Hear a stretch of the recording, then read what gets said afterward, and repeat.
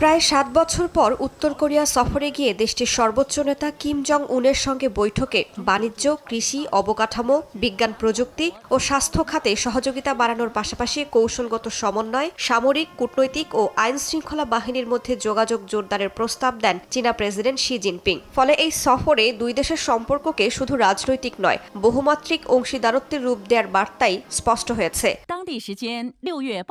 তবে সফরের সবচেয়ে আলোচিত দিক হল একটি গুরুত্বপূর্ণ শব্দের অনুপস্থিতি। 2019 সালের সফরের সময় শি কোরীয় উপদ্বীপকে পারমাণবিক অস্ত্রমুক্ত করার পক্ষে চীনের অবস্থান পুনর্ব্যক্ত করেছিলেন, কিন্তু এবার প্রকাশিত বক্তব্যে সেই প্রসঙ্গ নেই। বিশ্লেষকদের মতে এটি কিম জং উনের জন্য একটি কূটনৈতিক সাফল্য হতে পারে, কারণ উত্তর কোরিয়া এরই মধ্যেই সংবিধানে নিজেদের পারমাণবিক নীতিকে অন্তর্ভুক্ত করেছে এবং আন্তর্জাতিক নিষেধাজ্ঞা উপেক্ষা করে অস্ত্র কর্মসূচি সম্প্রসারণ অব্যাহত রেখেছে।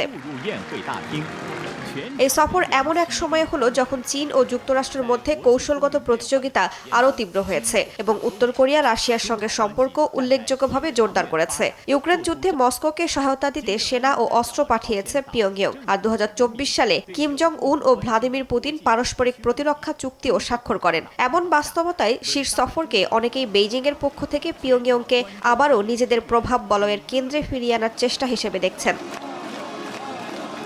একই সঙ্গে সফরটি যুক্তরাষ্ট্রের প্রতিও গুরুত্বপূর্ণ বার্তা বহন করছে। ডোনাল্ড ট্রাম্প আবারও কিম জং উনের সঙ্গে আলোচনায় আগ্রহ প্রকাশ করলেও চীন দেখাতে চায় উত্তর কোরিয়ার উপর সবচেয়ে বেশি প্রভাব এখনও বেইজিংয়েরই। বিশেষজ্ঞদের মতে সামরিক ও নিরাপত্তা সহযোগিতা জোরদারের আহ্বান ইঙ্গিত দিচ্ছে যে চীন ক্রমেই এমন একটি আঞ্চলিক নিরাপত্তা কাঠামো কল্পনা করছে যা যুক্তরাষ্ট্র, দক্ষিণ কোরিয়া ও জাপান জোটের পাল্টা ভারসাম্য তৈরি করতে পারে।